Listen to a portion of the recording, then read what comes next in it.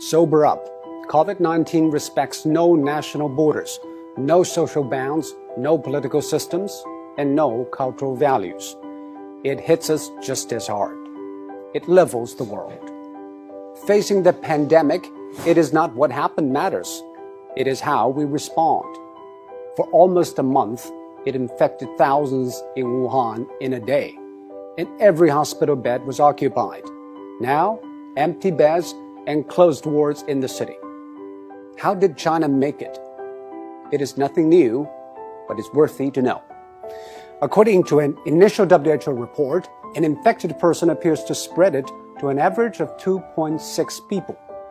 And after 10 generations of transmission, with each taking 5 or 6 days, that one initial case has spawned 3,500 in matters of days. And that is what the world is seeing. What China did is to break the cycle by human intervention. The scale unprecedented in history. Extreme, draconian, and aggressive. These are the words used to describe China's response. But now, people have come to terms with the new norm, lockdown. Some people say, isn't that a violation of individual rights? Actually, the balance between individual rights and public safety is always an ever-changing equation. After 9/11, all the airports in the world began to impose draconian safety checks on passengers, and people accepted it because we traded a little of our freedom for the greater good of the public. China imposed the largest and most draconian quarantine in history. Factories shut, public transport stopped, and people stayed indoors. By doing that, it flattened the curve. On one hand, China avoided many millions of cases and tens of thousands of deaths.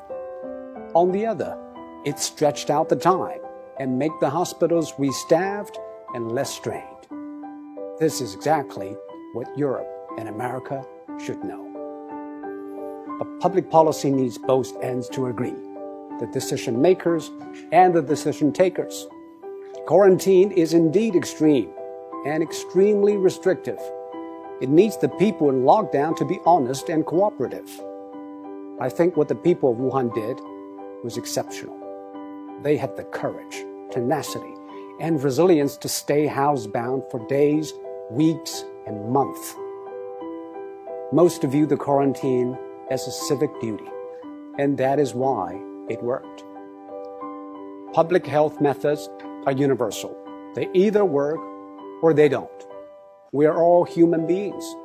Our epidemiology is the same, but we have different economies, demographies, and sociologies.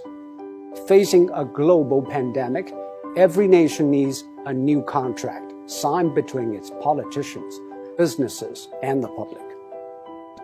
Desperate times ask desperate measures.